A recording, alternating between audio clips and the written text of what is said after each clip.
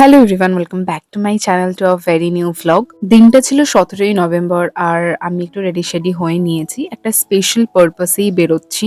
এখন যেহেতু শীত বেশ ভালোই পড়ে গেছে তাই একটা হালকা কার্ডিগান গায়ে জড়িয়ে নিয়েছে আর একটা টপ আর একটা জিন্স পরে বেরোচ্ছি।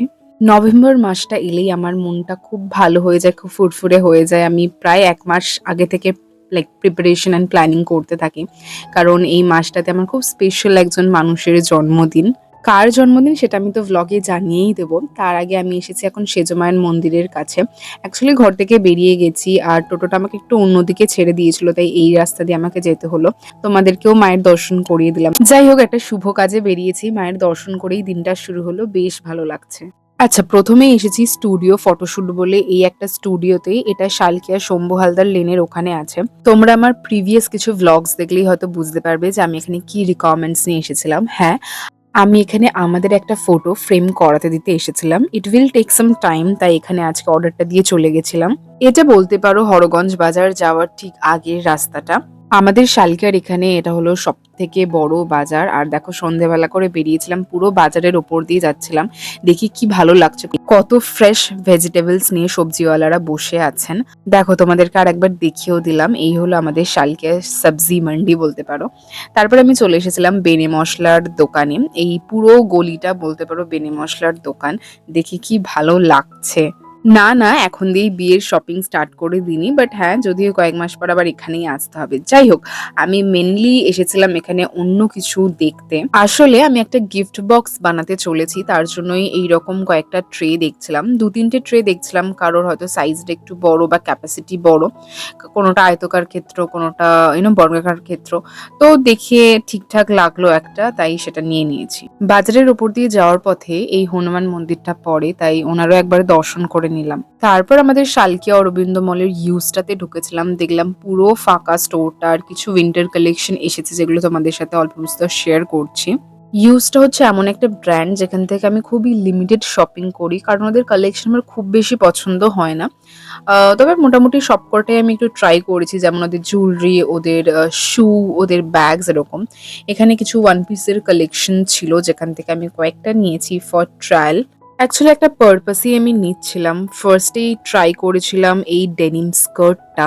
Actually I am not a skirt person. আমি কোনো কালই স্কার্ট পরতে পছন্দ করতাম না, আর এটার ফিটটা আমার ভালো লাগেনি বলে আল্টিমেটলি নিইনি। Then tried this formal long pant. This fit was not accurate, so ওটাও নিইনি। Then I have put on this beautiful one-piece bodycon dress. This was in baby pink color. I loved the fit. I loved everything about it, but still জানি না কেন আমি এটাও নিইনি। Actually সামনেই we are planning for a pre wedding shoot, তাই তার জন্যই কিছু ওয়ান পিস ড্রেসেস আমার দেখার ছিল, বাট এটা নিলে ভালোই হতো, এখন রিগ্রেট করছি। And recently, I am no more into short dresses, but I loved this color. This is cherry red color. I really liked the puff sleeve and the elastic stuff on the upper body thing, but ভালো লাগলো না তাই নিইনি। Then, oh my god, I tried this black sequence dress. It was looking really flattering on me. I liked the sleeves, and this is kind of trending sleeves right now these days. But the only loopholes about this dress is its length. It is very short. I'm not comfortable into short dresses anymore. That's why I couldn't buy it. Otherwise, I would have died for it. And people who know me, they know that how much I love black color, especially black dresses. And it was not justifying in camera, but in real life it was looking very shimmery, shiny, kind of party kind of vibes and everything. ছেলেরা যারা আমার এই ভিডিওটা এতটা অবধি দেখলে, this is your sign to give this dress to your beautiful girlfriend or wife. Okay? ওকে, চলো এবার ইউজটা থেকে বেরোনো যাক। সেদিনকে এই উইন্ডো শপিং করতে করতে অনেকটাই লেট হয়ে গেছে। দেখলাম শালকিয়াতে রিসেন্ট খুলেছে হোয়াটসঅ্যাপ মিত্র বলে এই একটা স্যান্ডউইচ ম্যাগির দোকান। যাই হোক, ওখান থেকে কিছুই খাইনি। দেন সোজা চলে এসেছিলাম দে ব্রাদার্সে। এখান থেকে আমার কিছু এসেনশিয়ালস নেওয়া ছিল, লাইক ফেস ওয়াশ ভ্যাগেরা, বাট এখান থেকে সেরকম কিছু পাইনি, তাই অন্য একটা দোকান থেকে আমি আলটিমেটলি জিনিসগুলো নিলাম। যতই বলি ডায়েট করব, এই চটপটা জিনিসগুলো দেখলে কেন জানি না I can not resist myself. তাই এখান থেকে কাকুকে বলেছিলাম একটা নিমকি চাট বানিয়ে দিতে। আর আমার পাপড়ি চাটের থেকে নিমকি চাটটা একটু বেশি ভালো লাগে। তোমরাও কমেন্টসে জানিও কারা তোমরা আমার মতোই আছো। যাই হোক দেন এসেছিলাম আমি পার্লার আন্টির কাছে আইব্রোটা করে নিতে। কারণ সামনে অনেকগুলো ইভেন্ট আছে তার জন্য। সমস্ত কাজ মিটিয়ে বাড়ি চলে এসেছি। আর এটাই ওই দোকান থেকে তখন নিয়েছিলাম মামাআর্থের রাইস ফেস ওয়াশ। আর তার সাথে নিয়েছিলাম ২ টো Boroline. I cannot do without Boroline.